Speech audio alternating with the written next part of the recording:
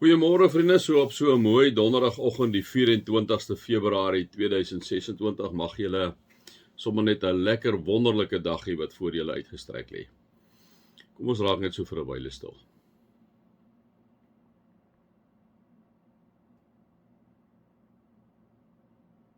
Here God, U is die Alfa, die Omega, die begin en die einde, die een wat is, die een wat was, die een wat kom, die Almagtige.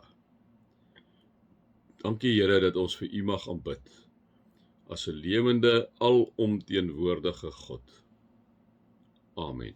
Vriende, mag daar vir julle genade en vrede en oorvloed wees omdat julle God ken, Jesus ken en die Heilige Gees ken. Vriende, ons gaan aan hierso by Tessalonisense. Ons het gister het ek so 'n bietjie by julle stil gestaan oor daai gebed van Paulus vir die mense in Tessalonika.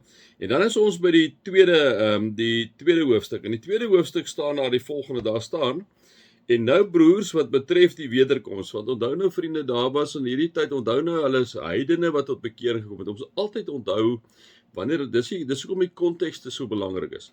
Dit is heidene wat tot bekering gekom het, né? Hulle het uit hierdie afgode dom uitgekom, nou het hulle tot bekering gekom.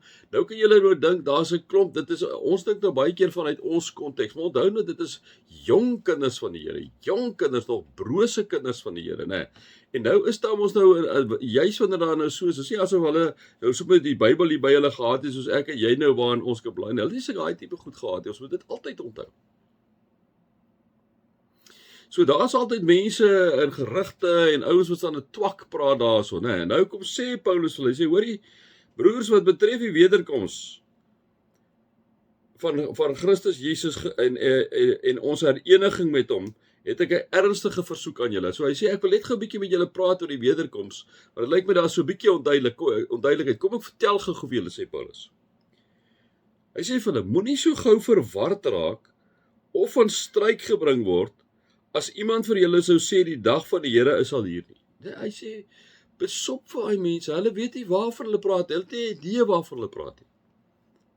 Dan gaan hy aan en sê, of dit nou vir julle gesê word in 'n profetiese uitspraak, soos Dani wat nou so ruk terug gesê het, daai een wat Dani, wat kan nie weet sy van, want hy sing ook so lekker, wat gesê het, maar die wederkoms, as hy dan sê, hy sê, of dit nou vir julle gesê word in 'n profetiese uitspraak, of in 'n preek, of in 'n brief, wat sogenaamd, sê hy nou van hulle afkom, van ons afkomstig sou wees, laat niemand julle op watter manier ook al mislei nie. Die dag van die Here sal nie aanbreek voordat die laaste afvalligheid gekom het en die wettelose mens wat vir die verderf bestem is, sy verskyning gemaak het nie. Hy sal hom verset teen al wat God genoem word, of wat as heilig vereer word, en hy sal homself bo hulle verhef. Hy sal selfs in die tempel van God gaan sit en voorgee dat hy God is. Hy sê so, moenie oor die wederkoms aan dink met al die nonsens wat party mense hierso vir julle kom sê nie. Hy sê, julle sal baie duidelik weet wanneer die tye daar is. Nou vriende, ek moet nou sê, en as ons nou maar kyk in ons tyd, dan lyk dit dan regtig nie goed nie, né? As jy nou kyk wat alles aan die gang is, dit is eintlik 'n klomp verskriklike goed wat aan die gang is. Net in ons eie land wat aan die gang is, dan wil ek en jy tog vir mekaar sê, jene, maar as die wederkoms nie naby nie. Nou, ongelukkig vir my en vir jou, vir God is 'n dag soos 1000 jaar en 1000 jaar soos 'n dag vir die. So, ek en jy sal nooit dit weet nie, né? Dit moet ons ook vir mekaar kom sê. Nou gaan hy aan, hy sê, onthou julle nie dat ek dit herhaaldelik vir julle gesê het toe ek nog by julle was nie. En julle weet nou wat hom nou nog teenhou, sodat hy eers dit sy tyd is sy verskyning sal maak. Dan gaan hy aan en sê hy, die geheime krag van die wetteloosheid is al aan die werk, maar die een wat die wettelose teehou, moet eers uit die weg wees, en dan sal die wettelose self op die toneel verskyn. Maar wanneer die Here Jesus kom, sal hy hom met die asem uit sy mond verdelg, en deur die glans van sy verskyning vernietig. Nee, soos Paulus kom sê vir die ouens, leef julle eintlik maar net aan. Ons weet nie wanneer dit gaan wees nie. Nou vriende, die wettelose mense ons in ons wêreld kyk, is die volop. Want die wetteloosheid is volop. In ons land is dit volop. Ons sal julle meeste van ons regering sit in daai posisie, né?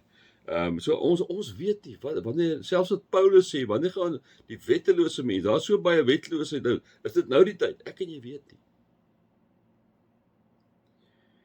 Deur die werking van die Satan sal die verskyning van die wettelose mens gepaard gaan met groot magsvertoon en allerlei valstekens en wonders en met gruwelike misleiding van die wat verlore gaan omdat hulle nie die waarheid liefgehad het en tot hulle redding aanvaar het nie.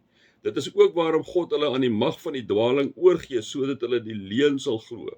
En so sal almal wat nie die waarheid geglo het nie, maar die ongeregtigheid verkies het, veroordeel word. Nou, so Paulus kom praat maar net hierso met hierdie mense, vriende. Ek dink ook nie lekker hulle weet wat hy sê nie. Ek moet nou eerlik vir julle sê, selfs as ek en jy hierdie gedeelte lees, weet ons ook nie eintlik lekker wat Paulus probeer sê nie, né?